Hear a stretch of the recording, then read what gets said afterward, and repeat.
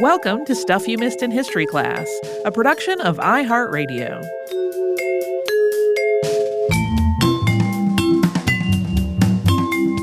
Hello and welcome to the podcast. I'm Holly Fry. And I'm Tracy V. Wilson. So, Tracy, you and I both, like many high school students, had to read some Thomas Hardy. Had to read? Yes. Did read? No. Uh-oh. And I will also confess that though I have actually read a good bit of his work between that and college, I've always had a really hard time connecting with a lot of it. But when I first read about his life story, which is quite a while back, and especially his very different relationships with his first and second wives, I became kind of fascinated with his life story, which was always my problem studying literature, is that I would always be like, yeah, but I want to know about the writer and their foibles. You guys have your interpretation party, but I'm going to be over here in biographies. Because with Thomas Hardy, just like a lot of writers, once you know about his life, a lot of his work becomes a little more interesting because he was very clearly working through his own stuff on the page while he was writing. So today we're going to talk about Thomas Hardy, but we are also going to talk about the two women who were very, very central to his life, Emma Gifford and Florence Dugdale.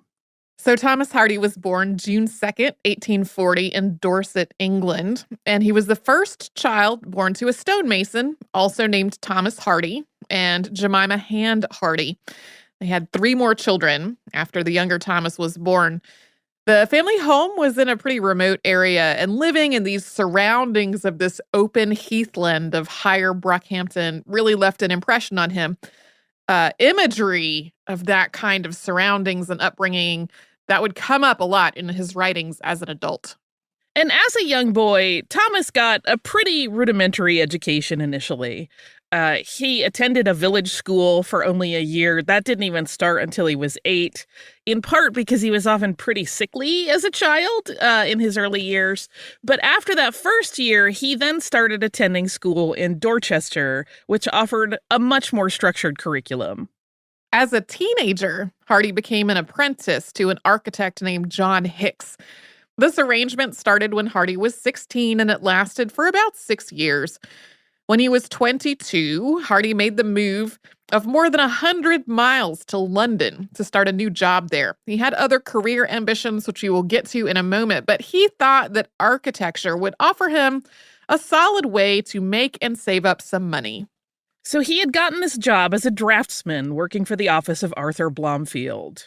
And at this point in Blomfield's career, he was already well-known and was president of the Architectural Association, but he had not worked on the projects that made him famous, including the Royal College of Music. Blomfield is another interesting one that we might talk about in the future. Hardy only stayed with Blomfield's firm for 5 years. He continued to have poor health, just as he had as a child, and it was determined that a return to the country would be best for his health. So he left his London job in 1867, although he did remain friends with Arthur Blomfield for the rest of his life. As we mentioned a moment ago, architecture really wasn't a job that Hardy considered his calling. He wanted to attend university and then become an Anglican priest. But in his years in London, he had changed. He didn't have the religious zeal that he had had up through his early 20s. And because he had so many illnesses, he really hadn't been able to save up a lot of money, not what he would need to support himself through this planned higher education. So he turned to poetry. So this kind of seems like a man who may have felt desperate, burying himself in his feelings in a way to express them. You don't normally go, that life plan didn't work out. The only other option is to be a poet. But Hardy didn't really approach poetry that way at all. He basically kind of set this out as a goal for himself, and he really wanted to become a great poet. And he was very methodical about his approach, about developing his work. So he worked on developing his own style and his own voice, and he did produce a number of poems and sent them to publishers, but none of those early works made it to print. Hardy's first novel was The Poor Man and the Lady, and he wrote that in the months after he left London. This was never published, though. He shopped it around. Several publishers seemed interested in it, but ultimately they passed. The book Hardy had written was about class division, as you may have guessed from the title, and the advice Hardy got was to work on making his writing more about the larger narrative and less obvious in conveying his sentiments on things. It was a little heavy-handed, maybe inelegant, and this is really unsurprising considering that it was his first attempt. We do not really know how clunky or artful The Poor Man and the Lady was, though, because some elements of it were integrated into later work, including a poem with the same name, but the writer destroyed the manuscript later in his life. Yeah, there were discussions after he got famous that he might kind of put it back together in some way, but that never happened. After taking all of those suggestions that he got from publishing houses to heart, though, Hardy wrote another novel, This Desperate Remedies, and that was published in 1871, although initially Hardy left his name off of it. When a new edition was published in 1896, he wrote a preface to it acknowledging its tendency to lean pretty heavily on plot devices of popular fiction at the time, writing, quote, "The following story, the first published by the author, was written 19 years ago at a time when he was feeling his way to a method. The principles observed in its composition are, no doubt, too exclusively those in which mystery, entanglement, surprise, and moral obliquity are depended on for exciting interest." During this time in Hardy's life and his early literary career, he was still working in architecture to make ends meet.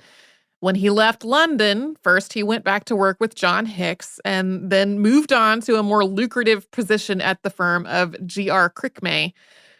And it was in his architectural work that he was called to look at a church in Cornwall and to make a report on its condition. That was on March 7th, 1870. When he got there, the rector was in bed sick, and the rector's wife was taking care of him. So the person who greeted him was the rector's sister-in-law, Emma Lavinia Gifford. They sat and talked, and Hardy was really smitten. Emma is often described as vivacious and smart as a whip, and for her part, learning that this architect's assistant also wrote fiction made him really alluring to her, and before too long, they were courting. Emma became an incredibly significant figure and influence on Hardy's life and work, so we really want to make sure we take time to talk about her background here for a bit. She was born the same year as Hardy, 1840, although her birthday was several months after his on November 24th. But aside from birth year, they had very, very different starts in life. Whereas Thomas was the oldest child in the family, Emma was the youngest of 5. She grew up in wealth, in a house that prioritized intellectual pursuits. So though Hardy was working in a respectable job and offered Emma intellectual engagement, there was a very significant class separation between them, which persisted. She recorded in her account of their first meeting how shabby Hardy had looked. While they were first becoming a couple, Hardy was working on his book Under the Greenwood Tree that was published in 1872, and it tells the story of the Mellstock Parish Choir and the people within it.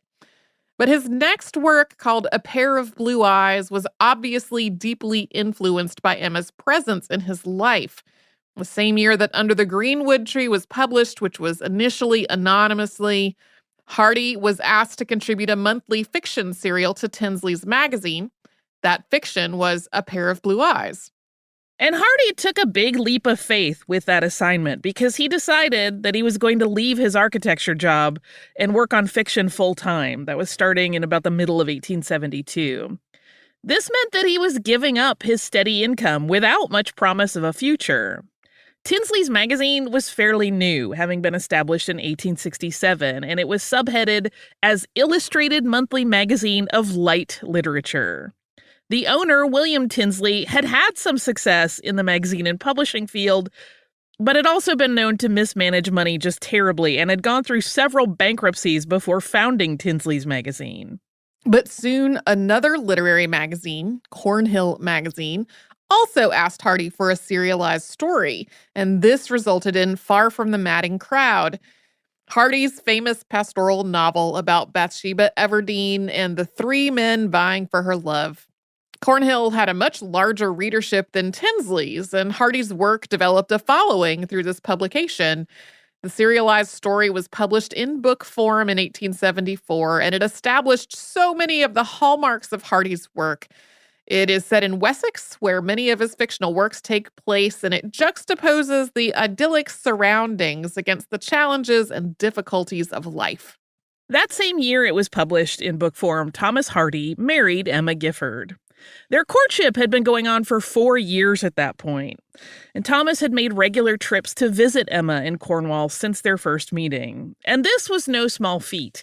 He actually had to take 4 different trains just to get there, which was something that Emma called the Knight's move because of its similarity to chess. Any time that he traveled to Cornwall for work, he spent as much time as possible with Emma, and they would take long walks together. She also wrote about how she would ride her horse slowly and he would walk alongside and they would just go for miles, which is quite charming. One story goes that a walk that took them to Tintagel Castle had them so moony over one another that they didn't even notice that the castle was closing to visitors for the day, and they ended up locked in. They got out of the castle only after they waved their handkerchiefs at people outside in the cove below the castle, and then someone came to unlock the doors. But though they had clearly established their devotion to one another, this marriage was vehemently discouraged by their families.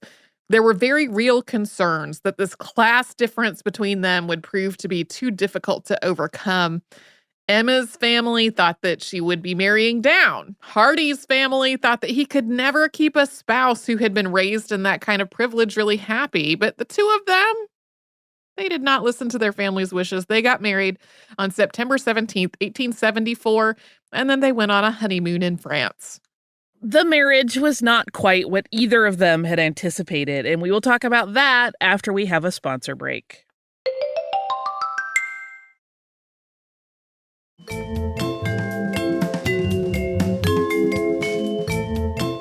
The Hardys' first several years of marriage were a little bit nomadic. They stayed primarily in London, but they moved from home to home. And during this time, Thomas Hardy's output was a little bit hit or miss. He was writing, and he was writing consistently, but the quality was not consistent. In 1876, he published a comedic commentary on social conventions titled The Hand of Ethelberta. This had also been a serialized piece for Cornhill magazine following the success of Far from the Madding Crowd. And it's about a young woman who grew up poor, then married a wealthy man who dies before Ethelberta is even 21, leaving her a very well-off widow. She then takes up a writing career while hiding that her family is working class and choosing a second husband from several suitors. This is generally considered Thomas Hardy's weakest work. But in 1878, he started another novel, which began as a serial, this time publishing in the fiction magazine Belgravia. This work, The Return of the Native, was much better received than The Hand of Ethelberta, but it still didn't get the kind of critical praise that Far from the Madding Crowd had. Like his other work, you can see him echoing the things that he was experiencing in his personal life. The novel is set in Egdon Heath, that's Hardy's fictional part of Wessex, and it tells the story of Eustacia Vi, who finds herself in an unhappy marriage to Clem Yeobright, who's a native of the area and the person referenced in the title. So that unhappy marriage was likely informed, at least to some degree, by what was playing out in the Hardy home. Because right from the beginning of their life together, Emma had been unhappy, as basically everyone who knew them predicted would happen. She did not particularly enjoy living in London, for example. She couldn't go horseback riding, which was one of her favorite activities in Cornwall. And she did not really like being a writer's wife, even as, and perhaps especially as, that writer became famous. Emma was so enchanted by Thomas talking about his efforts to become a writer when they first met, because she also wanted to be a writer. But he was not especially supportive of her efforts in her own writing, and he seemed to be pretty dismissive of it.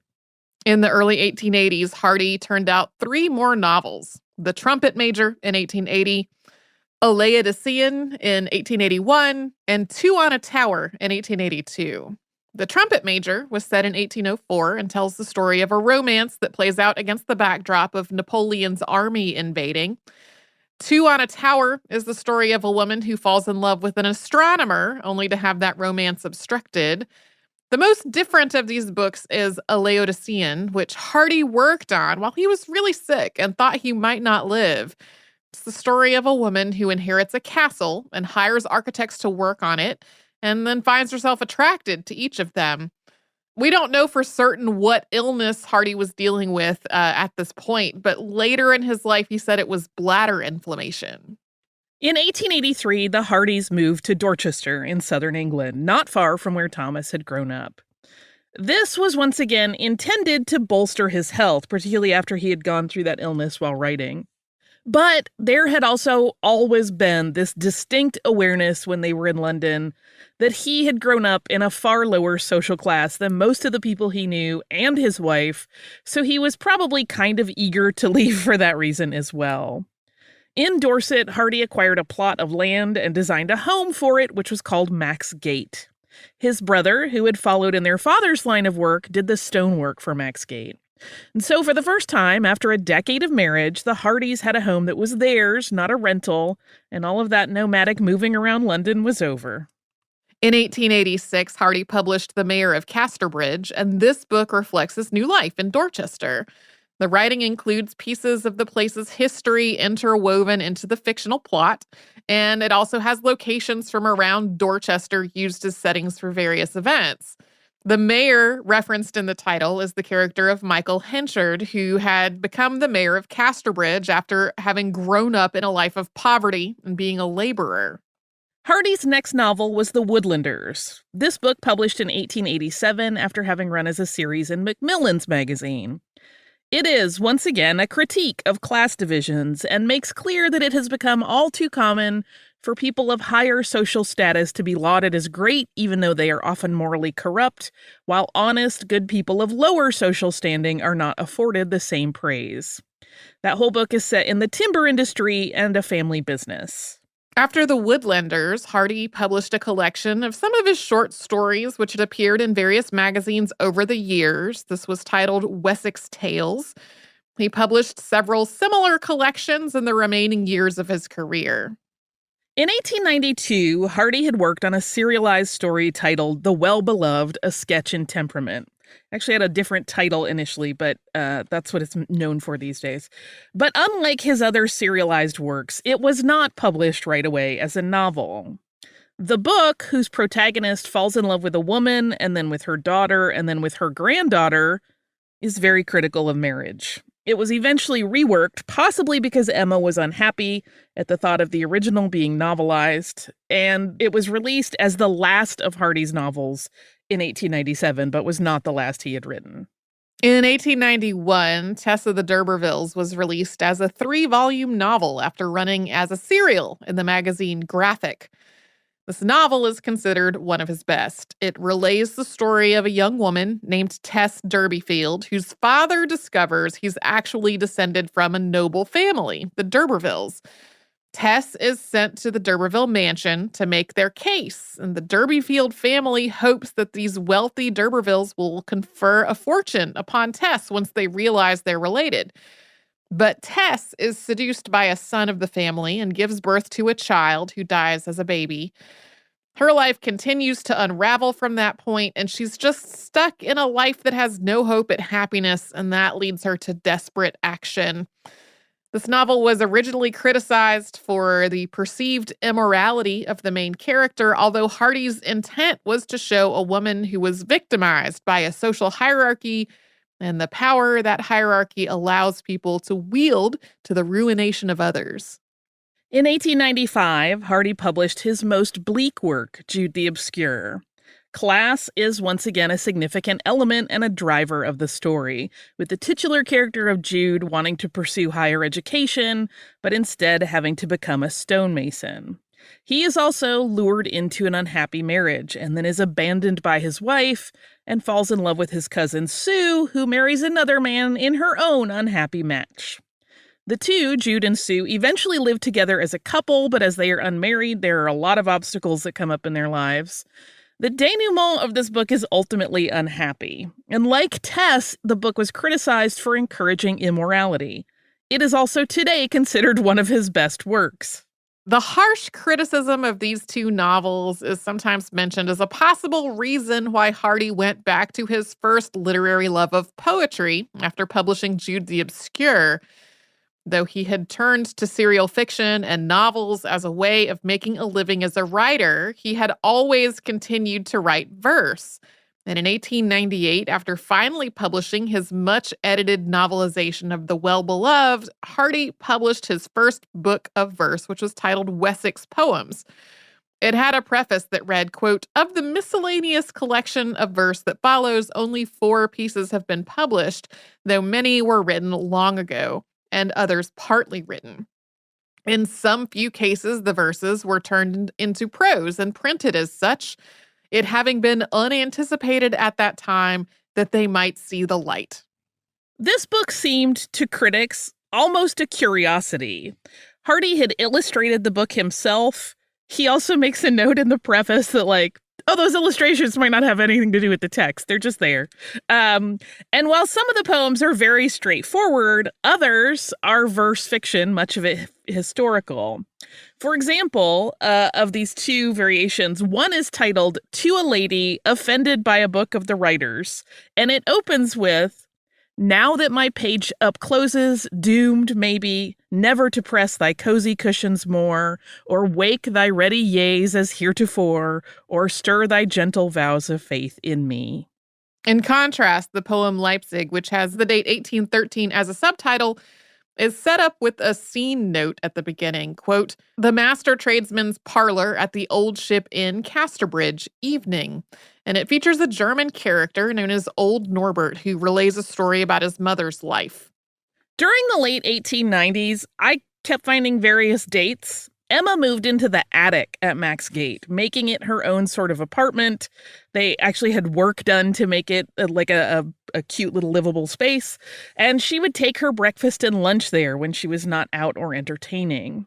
She did continue to have dinner downstairs, although at this point, her marriage with Thomas was more or less non-existent in terms of the 2 of them having a real and shared life together.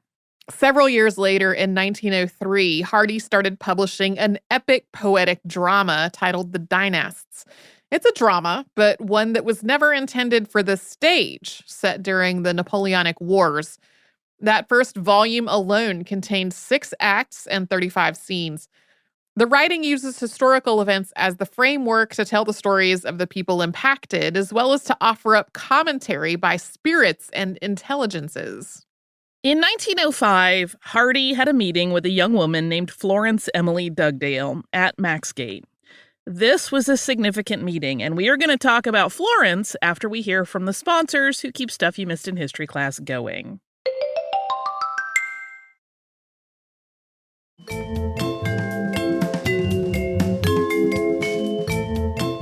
That meeting between Thomas Hardy and Florence Dugdale had been initiated as a fan letter. Florence wrote to Hardy and said she loved his work and would love to visit him. And he wrote her back and he said, sure. He only asked that she send a card a day or 2 ahead of time to give him notice. Florence would later relay this story as though it was Mrs. Hardy she was supposed to meet at Max Gate, although why she altered that story is a matter of speculation. She also told several different versions of how she and Emma would have met to support that. Even her siblings all got different versions, apparently. None of those were true. Florence was a writer of children's books, as well as a local theater critic, and she had greater literary ambitions. Hardy claimed, after having talked to her a couple times, that he needed research assistance for the rest of the Dynasts, and she was enthusiastic about helping him. Florence was in her mid-20s at the time. She was born on January 12th, 1879. Her father, Edward Dugdale, was the headmaster of St. Andrew's National School for Boys. Florence was well educated and trained as a teacher, which was her primary vocation. Writing was her side job. She taught at her father's school. Just as he had been with Emma, Hardy was quite taken with Florence.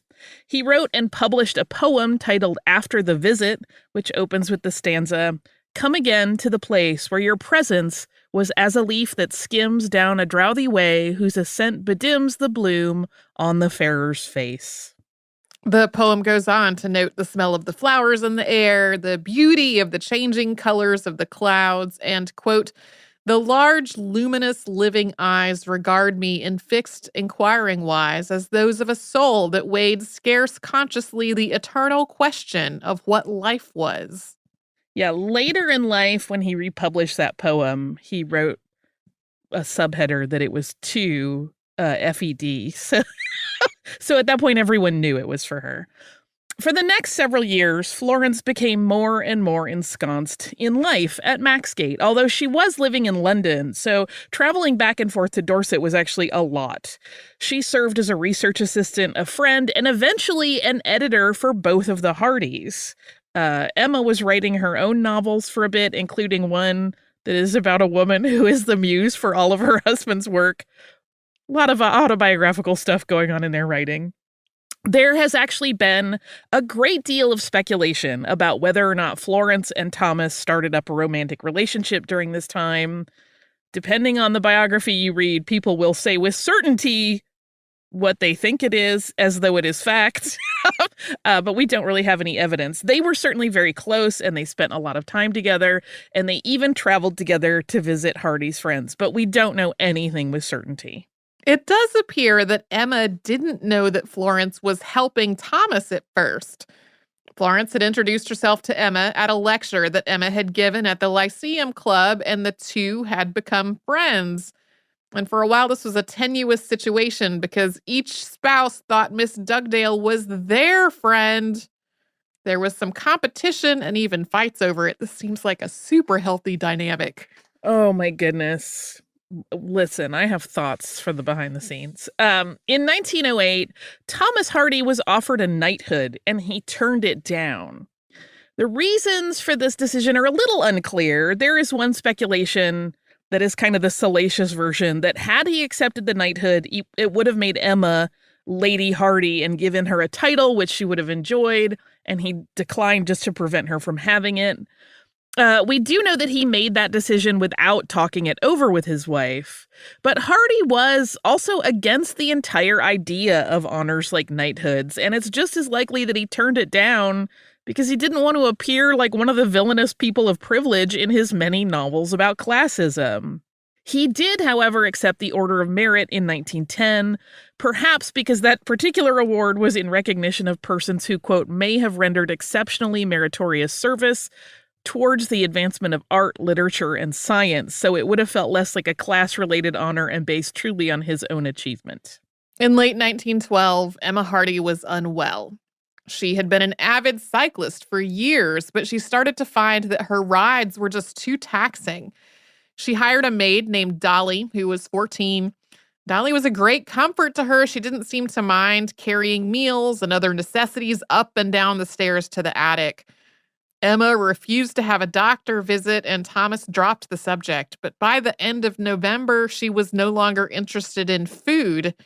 She visited with some friends on November 25th. That was the day after her birthday. And they saw that she was unwell, but they chalked it up to depression.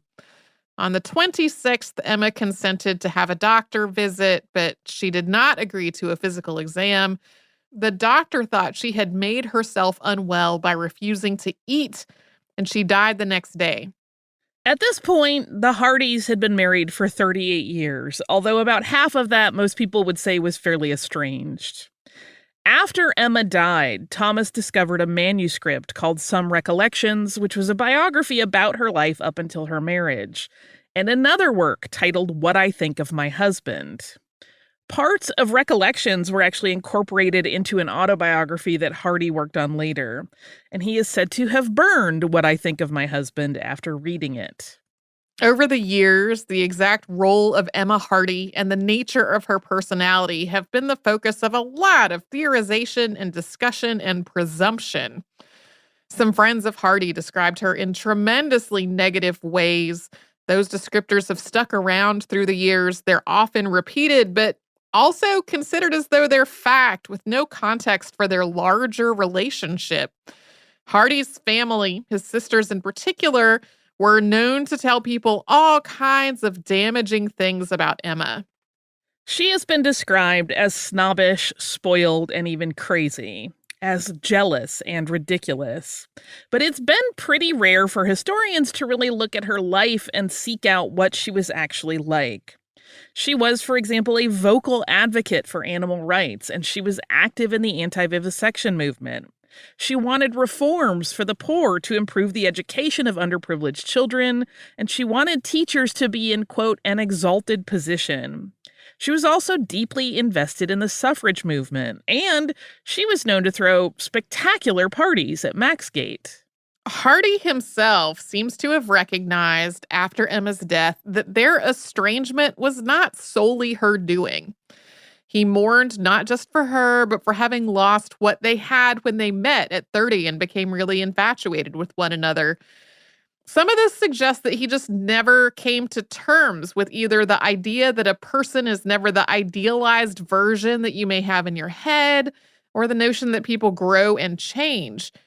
He had wanted the Emma he believed her to be when they married, and then finding out she might be anything other than that was something he had never really made space for. Additionally, Hardy was known to, at minimum, flirt a lot with other women, sometimes in long, drawn-out series of correspondence. And just as we can't know for certain if things ever became physical or otherwise inappropriate in his relationship with Florence while Emma was still alive, we also don't know with certainty if he ever had affairs with anyone else. In an article written by Jane Thomas in the Hardy Society Journal in 2013, the writer sums up the situation in this way, quote, "There is evidence that Emma was difficult, embarrassing, irritating, demanding, childish, aggressively religious, and perhaps even a trifle mad towards the end. There is also evidence that she was disappointed, neglected, discouraged, excluded, pushed aside, and suffered very much whatever she might have gained from being the partner for the best part of 42 years of a famous man who was married to his work and with whom she had looked forward to an active creative partnership based on mutual love of literature." It can be pretty easy to assume that Emma and Thomas Hardy lived entirely separate lives by the time she moved into the attic. But she had actually been doing a lot of the kinds of work that Florence Dugdale started doing throughout her husband's career. She had, for example, kind of done all that secretarial stuff and helped with research and helped keep all of his contracts in order. And Emma had begun to feel, whether justified or not, that she had done a lot of work to support her husband's career over the years and that she had gotten nothing in return. She had, according to Hardy's own admission, been the one to decide that he should give up architecture and take the risk of a life of writing. In the years after Emma's death, Hardy's output was significant, and his regret over their life together was a significant motivator for that output. He told a friend that many of those poems had simply come to him after Emma died, saying, quote, "One looked back through the years and saw some pictures." One of those poems was After a Journey, in which he writes in part, quote, "Yes, I have re-entered your olden haunts at last, the places where you often used to go through the years, through the dead scenes I have tracked you. What have you now found to say of our past, viewed across the dark space wherein I have lacked you? Summer gave us sweets, but autumn wrought division. Things were not lastly as firstly well with us twain, you tell? But all's closed now, despite time's derision. I see what you are doing. You were leading me on to the spots we knew when we haunted here together, often used to go the waterfall, above which the mist bow shone, and the then fair hour in the then fair weather, and the cave just under, with a voice still so hollow that it seems to call out to me from 40 years ago, when you were all aglow, and not the thin ghost that I now frailly follow." After a Journey and many other poems about Emma were published in 1914 as a group called Poems of 1912-1913. That book came out after Hardy had married Florence Dugdale, who moved into Maxgate shortly after Emma's death. Later, Florence would say of the retrospective love poems Thomas had written to Emma, quote, "All the poems about her are a fiction, but a fiction in which their author has now come to believe." Various biographers have characterized Florence as not really in love with her much older husband, but definitely in a state of deep admiration for his work. But that's changed a little in recent years due to several letters that came to light in 2020. These letters were written to a former student named Harold Barlow at various points in his life. The verse was written in February 1914 when Barlow was in Africa. Florence wrote, quote, "Perhaps you have read, if you have the English papers, that I am now the proud and very happy wife of the greatest living English writer, Thomas Hardy. Although he is much older than myself, it is a genuine love match, on my part at least, for I suppose I ought not to speak for him. At any rate, I know I have for a husband one of the kindest, most humane men in the world." She also shared with Barlow her chagrin at their marriage being a matter of public interest, writing, quote, "Accounts of me and my portrait have been printed in every paper, I think, in England. I have been shown in the cinematograph, written about all over America and Europe. I am tired of this publicity."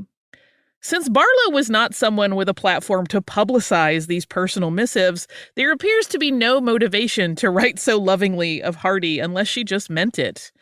The two of them lived together, seemingly very happily, for the next 14 years, during which Hardy wrote every single day. In December of 1927, Hardy developed pleurisy, and he was sick for several weeks. On January 11th, 1928, his doctor visited in the evening, and then after the physician left, Hardy had a heart attack and died. Florence wrote to Harold Barlow again several years after Hardy's death, telling her friend and former student, quote, "I am writing this late in the evening alone, in the room where I first met my husband. A little French bulldog is snoring by the fire. He is my faithful and generally my only companion. I thank you for your kind words of sympathy about my great loss. It was such a wonderful thing to live in close association with that great mind and that noble personality. After having lived 14 years with such a companion, it is little wonder that I feel intolerably lonely and find the world very empty." Today, Max Gate is part of the National Trust, and it's open to the public. Oh, Thomas Hardy and your marriages. That was a little bit of a longie, so I actually have a different thing than listener mail, which is just that I wanted to mention that we recently did our first live stream, and we had wonderful people that got tickets to it and had like a very lively chat going on the whole time, which was beautiful to see.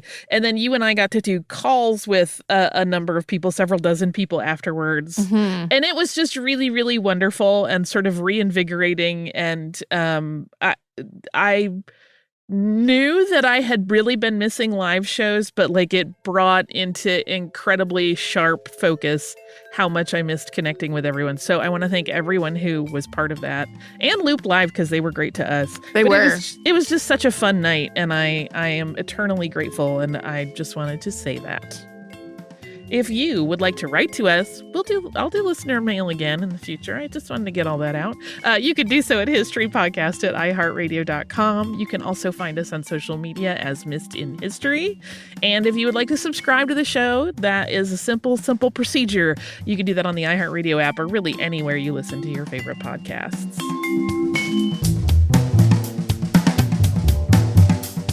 Stuff You Missed in History Class is a production of iHeartRadio. For more podcasts from iHeartRadio, visit the iHeartRadio app, Apple Podcasts, or wherever you listen to your favorite shows.